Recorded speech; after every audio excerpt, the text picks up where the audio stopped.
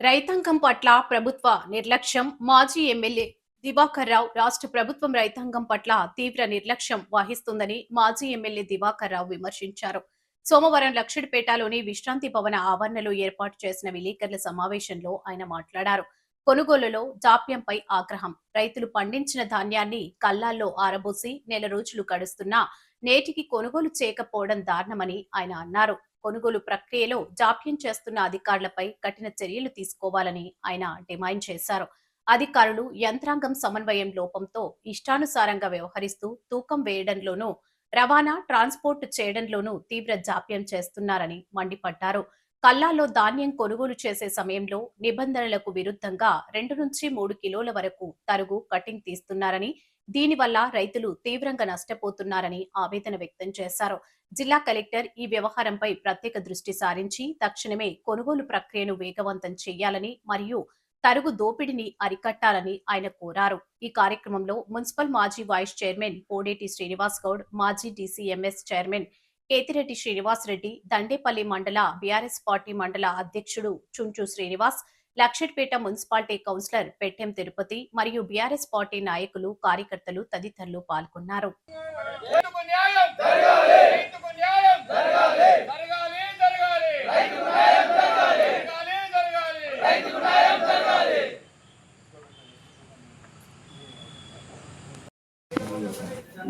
రైతాంగం విషయంలో ప్రభుత్వ నిర్లక్ష్యము, ఇక్కడ అధికారుల నిర్లక్ష్యము,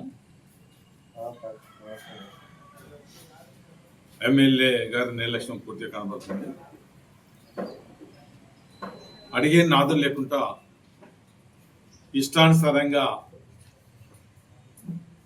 ఇష్టానుసారంగా మరి ఇక్కడ కొనుగోలు జరుగుతుంది. చాలా సెంటర్లలో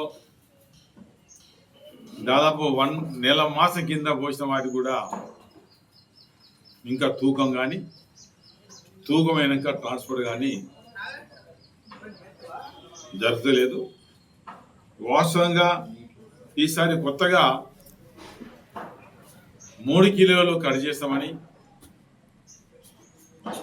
లారీలో బస్తాలు ట్రాన్స్పోర్ట్ చేయడానికి 2 రూపాయలు అడుగుతుందని, 2 ఎక్కువ అడుగుతున్న సందర్భంలో రైతులు దానికి వ్యతిరేకంగా ఉన్న సందర్భాలు 43కు వ్యతిరేకంగా ఉన్నారు. ఎప్పుడు లేని విధంగా బస్సు 2 రూపాయలు కూడా వ్యతిరేకంగా ఉన్నారు. దీన్ని నియంత్రణ చేయాలి. మొదలే నియంత్రణ చేయాలి.